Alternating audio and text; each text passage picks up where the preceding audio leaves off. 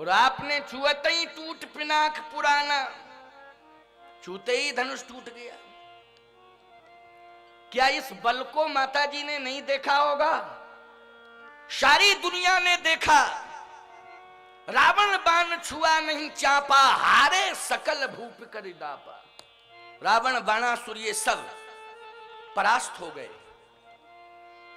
रावण को तो शर्म नहीं आ रही है जब ये समझ रहा है कि जिस धनुष को हम छू तक नहीं पाए उसको इशारे में तोड़ दिया इन्होंने। लेकिन रावण की बुद्धि खराब हो गई है, समझ में नहीं आ रहा है। ये आपके बल को सारी दुनिया ने देखा है, माता जी तो देख ही रही थी, सारा संसार देख रहा था। इसलिए आपके बल के बारे में अधिक कुछ कहने की आवश्यकता नहीं है। मेरी प्रार्थना है, मैं प्रार्थना ही कर सकता हूं और कुछ नहीं, ज्यादा क्या कहूं। और अभी अभी ताजे हालातों में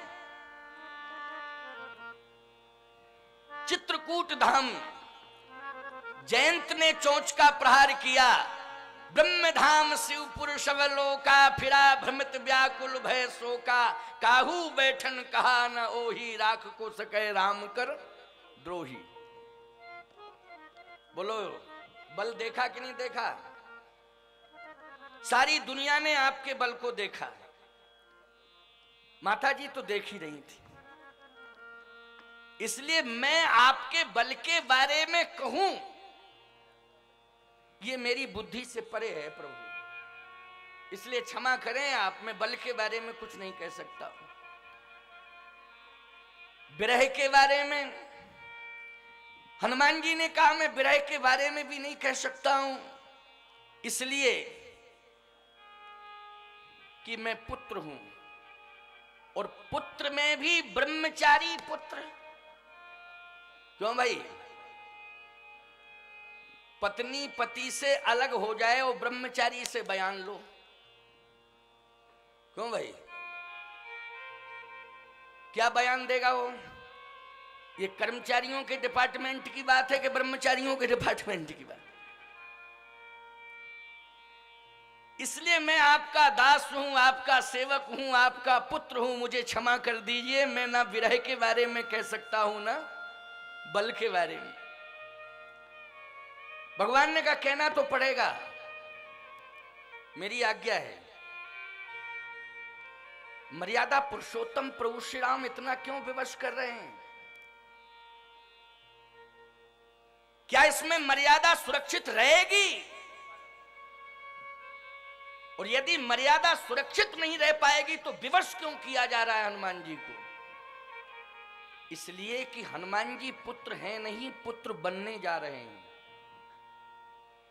पुत्र होना एक अलग बात है और पुत्र बनना एक अलग बात है। आपके पुत्र नहीं हैं तो आप किसी का पुत्र गोद लेते हो कि नहीं लेते हो? उसे बनाते हो कि नहीं बनाते हो? और बनाते हो तो जिसका पुत्र आप गोद लेना चाहते हैं सबसे पहले तो उसी की परीक्षा लेंगे, उसके खानदान की परीक्षा लेंगे, 4 लोगों से उसके बारे में पूछेंगे। क्यों पूछेंगे कि नहीं? तब उसको गोद लेकर के प्रॉपर्टी हैंडओवर करेंगे आप। इतना सब आपको करना पड़ेगा कि नहीं? और यदि आपका प्रारब्धानुसार डायरेक्ट पुत्र है तो ईमानदारी से बताओ, आप भले ही प्रॉपर्टी दें ना दें लेकिन उसे विरासतन मिल जाएगी कि नहीं मिल जाएगी? मिलेगी। अच्छा भाई, आपका बेटा नालायक हो और पड़ोसी का बेटा लायक हो और आप गांव भर में तारीफ करो कि क्या बताऊं बड़ी कृपा है पड़ोसी के ऊपर कि उसका बेटा बहुत लायक है, बहुत लायक है, लेकिन मेरा दुर्भाग्य है कि मेरा बेटा नालायक है, पड़ोसी का बेटा लायक है। लेकिन सही बताओ, अपनी प्रॉपर्टी क्या पड़ोसी के बेटा लायक को दोगे? दोगे तो नालायक ही को दोगे, दोगे कि नहीं? क्योंकि अधिकार उसका बनता है और तुम्हारी मजबूरी है कि तुम्हें देना पड़ेगा। और नहीं दोगे तो अदालत से ले लेगा वो, विरासतन उसका अधिकार है, देना पड़ेगा आपको, जवाब देना पड़ेगा अदालत में जाकर के आपको। वो आपको अदालत में खड़ा कर देगा। हनुमान जी पुत्र बनना चाहते हैं। अगर पुत्र बनना चाहते हैं तो भगवान परीक्षा लेना चाहते हैं। एक परीक्षा में उत्तीर्ण होते हैं कि नहीं होते हैं? हनुमान जी की भी परीक्षा ली गई है। ये परीक्षा में उत्तीर्ण होते हैं कि नहीं होते हैं? माता पिता के मध्य में एक पुत्र जो मर्यादा का पालन करता है, क्या इस परंपरा का अनुपालन ये कर पाते हैं कि नहीं कर पाते हैं? पहले मैं परीक्षण करूंगा, और यदि ये परीक्षा में उत्तीर्ण हो जाते हैं तो मैंने दास के रूप में तो स्वीकार कर लिया, शिष्य के रूप में स्वीकार कर लिया, मैं पुत्र के रूप में भी स्वीकार कर लूंगा। ये परीक्षा है। क्या बात है। आप दबाव में माता पिता को प्रसन्न नहीं कर सकते हैं। आप दबाव में कभी माता पिता को अपने वश में नहीं कर सकते हैं। अगर माता पिता को प्रसन्न करना है, माता पिता को बस में करना है, तो आज के पुत्रों को मैं चेतावनी देना चाहता हूं कि दबाव से नहीं, अपने स्वभाव से बस में करो। यदि स्वभाव से तुम समर्पित हो जाओगे तो माता पिता तुम्हारे बस में अवश्य हो जाएंगे। हनुमान जी ने स्वभाव से वश में कर लिया है। ये सुंदर कांड। स्वभाव से भगवान ने कहा मैं जाऊंगा नहीं हनुमान। हनुमान जी ने कहा मैं ले जाऊंगा, लंका तो मैं ले जाऊंगा आपको। जब भगवान बोले नहीं जाऊंगा, जबरदस्ती ले जाओगे? नहीं जाना है, जबरदस्ती ले जाओगे? हनुमान जी बोले सरकार ले जाऊंगा, जबरदस्ती की बात नहीं है, लेकिन ले जाऊंगा। अच्छा बलपूर्वक ले जाओगे? कहा नहीं नहीं, माता पिता के सामने पुत्र को कभी बल का प्रदर्शन नहीं करना चाहिए। क्यों भाई, माता पिता के सामने बल का प्रदर्शन करना चाहिए? नहीं नहीं, माता पिता के सामने बल का प्रदर्शन नहीं करना चाहिए। माता पिता के सामने तो विनम्रता का प्रदर्शन करना चाहिए, विनम्रता से पेश होना चाहिए। ये धर्म है पुत्र का, बल नहीं। आज उल्टा हो रहा है। गुंडों के सामने, बाहुबलियों के सामने बिल्ली बन जाते हो, माता पिता के सामने शेर बन जाते हो। बोलो बन जाते हो कि नहीं? और बाहुबलियों के सामने बिल्ली बन जाते हो। बिल्ली भी नहीं बनते हो, चूहे चूहे बन जाते हो, है ना? मैंने कितने लोगों को देखा बाहुबलियों के सामने पहुंचे, बाबूजी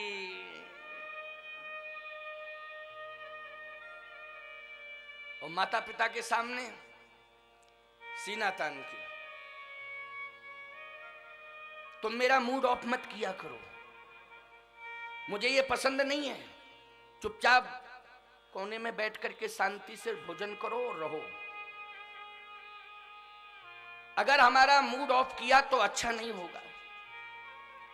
माता पिता भी कहते हैं हे भगवान, क्या मेरी जिंदगी की विडंबना, क्या यह दुर्दिन देखने के लिए मेरा जीवन शेष बचा है? ये नालायक औलाद आज हमारे ऊपर अनावश्यक रूप से हस्तक्षेप कर रही है। क्या मैं यह दुर्दिन देखने के लिए जिंदा बैठा हूं? हे परमात्मा, अब तू मुझे उठा ले। अब मैं जिंदगी नहीं जीना चाहता हूं। ये बाप कहता है। मां भी रोती है, बाप भी रोता है। पुत्रों की नालायकियत से आज माता पिता दुखी हैं। सावधान! मंदिर में मूर्ति की पूजा करने वालों, वैष्णो देवी के मंदिर में अपना मत्था टेकने वालों, आज अगर वैष्णो देवी मां तुमसे ये प्रश्न कर दे कि तुम कहां से आए हो, तुम यही कहोगे कि हम भोपाल मंडल के अंतर्गत जनपद गंज बासौदा अंतर्गत तहसील, जिला विदिशा अंतर्गत तहसील गंज बासौदा। क्यों विदिशा जिले की तहसील है ये? क्योंकि मुझे ज्यादा पता नहीं है, लेकिन रहते रहते मालूम चल गया। गंज बासौदा तहसील से आया हूं, जिला विदिशा से आया हूं, भोपाल मंडल से आया हूं, अथवा मध्य प्रदेश से आया हूं, अथवा भारत देश के किसी प्रांत से आया हूं, वैष्णो माता कहेंगी 1000 किलोमीटर की यात्रा तय करके तू मेरे पास आया, किस उम्मीद के साथ आया? नौजवान कहने लगे मां तेरा आशीर्वाद लेने के लिए आया हूं, तेरा आशीर्वाद लेने के लिए आया हूं। हजारों किलोमीटर की यात्रा तय भीषण गर्मी में की, इसलिए कि मां वैष्णो का आशीर्वाद मुझे मिलेगा, इसलिए मां तू मेरे ऊपर कृपा कर दे और मुझे आशीर्वाद दे दे।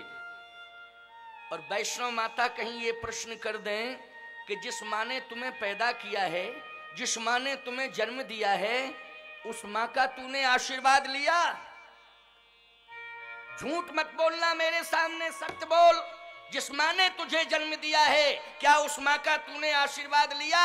तो तुम झूठ नहीं बोल पाओगे, तुम्हें सत्य ही बोलना पड़ेगा। तुम यही कहोगे मां सत्य कहता हूं, जिस मां ने मुझे जन्म दिया है उस मां से तो 6 महीने से बोलचाल ही नहीं है, 6 महीने से बोलचाल ही नहीं है। तो वैष्णव माता यही कहेंगी जिस मां ने तुम्हें जन्म दिया है उस मां का आशीर्वाद अगर तू घर बैठे नहीं ले पाया तो मंदिर में वैष्णव माता भी तुझे आशीर्वाद देने वाली नहीं है। निकल जा मेरे दरबार से, कोई अधिकार नहीं है मेरे दरबार में आने का। तुम कहीं के नहीं रहोगे, ना घर के रहोगे ना घाट के रहोगे। तुम्हारा लोक भी बिगड़ जाएगा, परलोक भी बिगड़ जाएगा। लोक में उपहास के पात्र बनोगे और परमात्मा के यहां कोई एहसास नहीं होगा, परमात्मा के यहां कतई स्थान नहीं दिया जाएगा। इसलिए सबसे बड़े अपराधी यदि दुनिया के होगे तो तुम होगे। इसलिए मैं कहता हूं कि देश के नौजवानों अपनी जवानी को संभाल के रखो। जवानी का अर्थ उन्माद नहीं है, जवानी का अर्थ समर्पण होता है। हनुमान जी कहते हैं सरकार समर्पण कर चुका हूं आपके चरणों में। सारी दुनिया भले ही कहे अतुलित बल धामम, लेकिन सब कुछ बल भी आपके चरणों में समर्पित है और विवेक भी आपके चरणों में समर्पित है। एक मंद में मोह बस। बोलो हनुमान जी भगवान के सामने मंद बुद्धि वाले हैं कि नहीं? जबकि बुद्धिमताम वरिष्ठम, लेकिन पिता के सामने, माता पिता के सामने क्या कह रहे हैं? एक मंद में मोह बस, कुटिल हृदय अज्ञान, कुन प्रभु मोह विसार, दीन बंधु भगवान। हे प्रभु, बुद्धि भी आपके चरणों में समर्पित है, बल भी आपके चरणों में समर्पित है, ये प्राण भी आपके चरणों में समर्पित हैं। कभी भी मैं बल का प्रदर्शन आपके सामने नहीं कर सकता हूं। ईमानदारी से बताओ ये सुंदरकांड नहीं है तो क्या है? जल्दी बोलो, बोलो है सुंदरकांड कि नहीं? इसी को तो सुंदरकांड कहते हैं। सुंदरकांड इसको थोड़ी कहते हैं हाथ में मजीरा ले लिए, जामवंत के बचन सुहाए, सुन हनुमान हृदय तुम्हारे, तब लग मैं परखऊ तुम भाई, सियावर रामचंद्र की जय। लाओ प्रसाद दो, हो गया सुंदरकांड, चलो घर चले, हो गया सुंदरकांड। बोलो भाई, ये धार्मिक उन्माद, ये प्रदर्शन परमात्मा को पसंद नहीं है।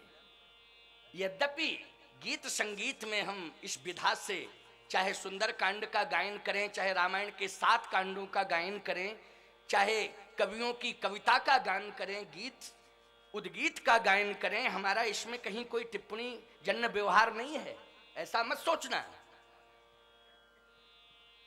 मैं बहुत प्रेम करता हूं संगीत से, मैं बहुत प्रेम करता हूं गीत से, मैं गाना भी जानता हूं और सुनता भी हूं गीतों को बहुत मस्ती से। मेरा इस पर कहीं कोई टिप्पणी जन्य व्यवहार नहीं है, अन्यथा मत लेना। और यदि लेना हो तो ले लेना, कोई मुझे तुमसे वोट लेना है कि विधानसभा का चुनाव लड़ना या लोकसभा का? और फिर आज तो मुझे जाना ही है, खूब खुल के बोल के जाऊंगा। ये भी चिंता नहीं है कि कल कौन आएगा कौन नहीं आएगा, मुझे तो आज जाना ही है। इसलिए आज मैं बिल्कुल खुल के कहूंगा। वैसे तो रोज ही खुल के बोलता हूं, क्यों बोलता हूं कि नहीं, रोज खुल के बोलता हूं कि नहीं, साफ साफ बोलता हूं। आज तो कसर छोड़ूंगा ही नहीं, इसलिए सावधान होके सुनना।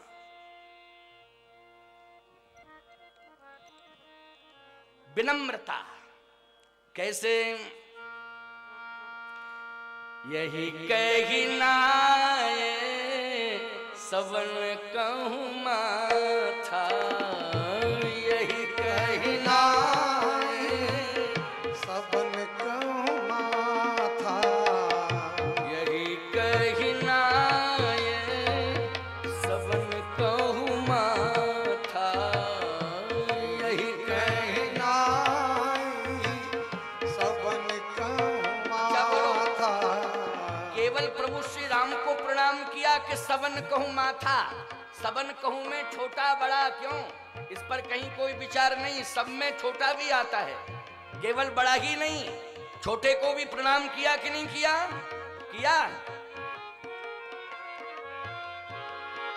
यही कहना सबन कहूँ माथा, यही कहना सबन कहूँ माथा।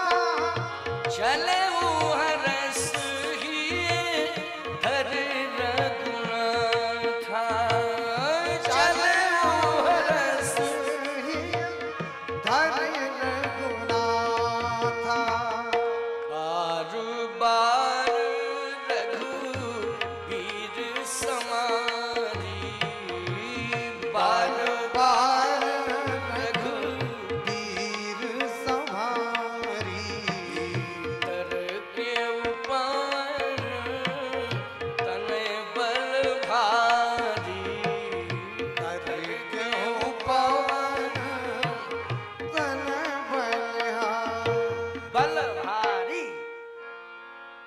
तर के उपवन तनय बल भारी।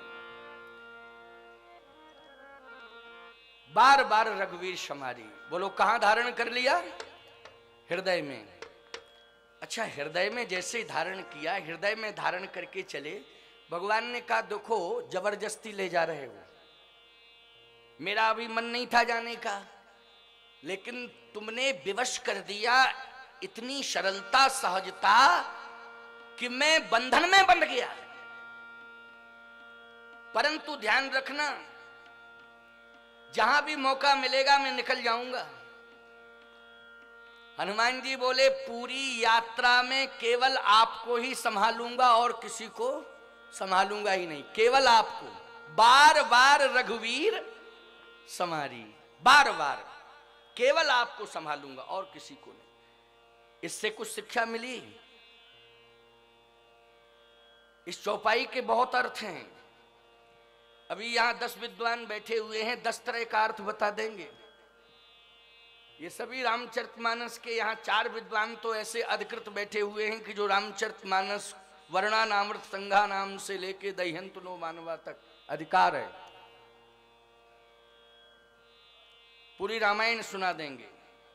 ये हमारे राम मनोहर दास जी, साध्वी प्रज्ञा भारती, और वो क्या नाम है इस बालक का, अभिषेक, और ये सब सभी संत तो सभी जानते हैं। परंतु मैं एक मौलिक चिंतन आपको दे रहा हूं, लोक पक्ष की व्याख्या कर रहा हूं, आपको व्यवहारिक ज्ञान से जोड़ रहा हूं। ये मेरा उपदेश है, धर्माचार्य हूं, मुझे आदेश देने का भी अधिकार है, उपदेश देने का भी अधिकार है, संदेश देने का भी अधिकार है। इसलिए मैं अधिकार का प्रयोग कर रहा हूं। बार बार रघुवीर संभाली। हनुमान जी ने कहा किसी को नहीं संभालूंगा, केवल आपको ही संभालूंगा। भगवान ने कहा अच्छा, केवल मुझे? हनुमान जी ने कहा एक ही साधे सब सधे, सब साधे सब जाएं। जिसने जीवन में परमात्मा को संभाल लिया है, बस उसके समस्त कार्यों को परमात्मा ही संभालता है, फिर उसे चिंता नहीं रहती है। अनन्यास चिंतयन्तो माम ये जनः पर्युपास्ते तेषां नित्याभियुक्तानां योगक्षेमं वहाम्यहम्। अनन्य भाव से जो भगवान के श्री चरणों में समर्पित हो जाता है, बिना किसी प्रयोजन के शरणागति को स्वीकार कर लेता है, उसके संपूर्ण योगक्षेम को कौन वहन करता है? परमात्मा। इसलिए मुझे कुछ करने की जरूरत नहीं पड़ेगी प्रभु, बस मैंने आपको संभाल लिया। अब लंका में जो भी होगा वो सब आप ही संभालेंगे, मुझे संभालने की जरूरत नहीं पड़ेगी। जो भी लंका में घटनाएं घटेंगी, उन समस्त घटनाओं पर यदि नियंत्रण होगा तो उसमें मेरा कहीं कोई योगदान नहीं होगा, उसमें आपका ही योगदान रहेगा। अब मुझे लंका में कुछ नहीं करना है, जो भी करेंगे आप ही करेंगे।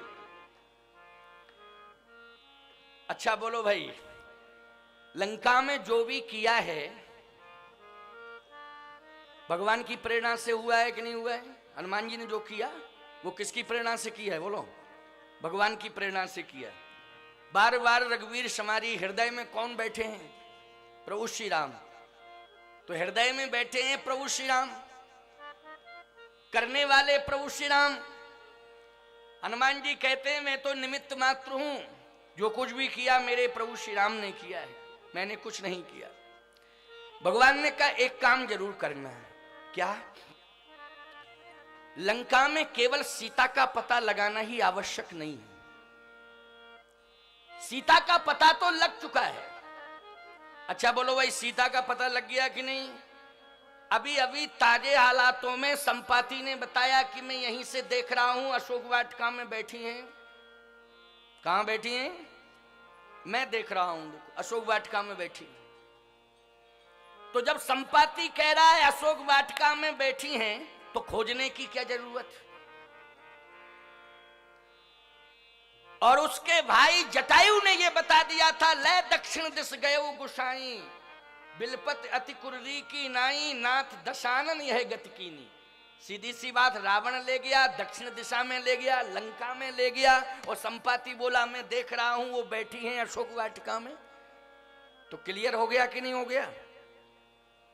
भगवान राम ने कहा कि सीता जी का पता लगाना क्या, सीता का तो पता लग ही गया है। फिर हनुमान जी, आपको मालूम होना चाहिए रावण को कमजोर नहीं समझना है।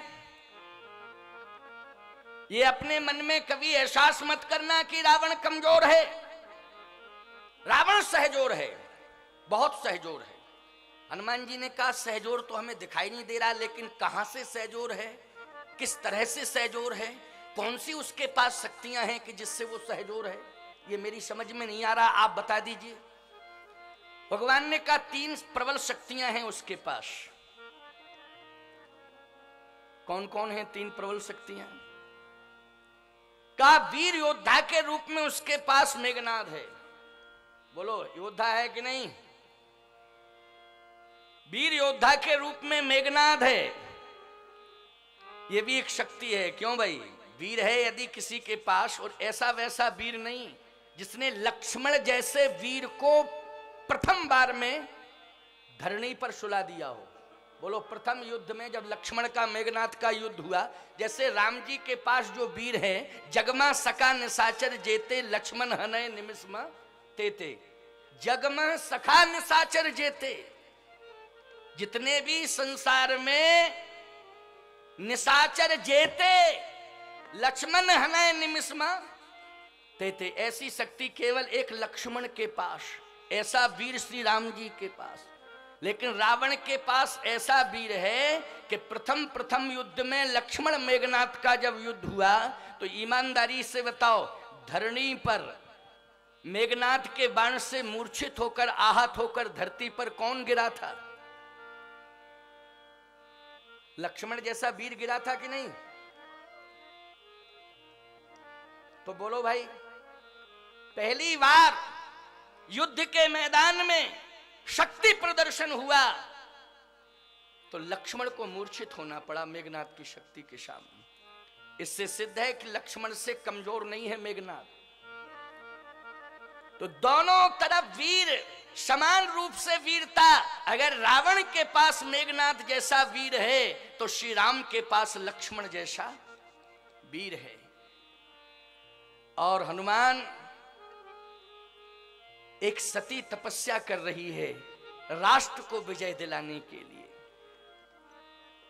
अयोध्या में भी एक सती तपस्या कर रही है जिसका नाम उर्मिला है, और लंका में भी एक सती तपस्या कर रही है जिसका नाम सुलोचना है। इधर सुलोचना की तपस्या, इधर उर्मिला की तपस्या।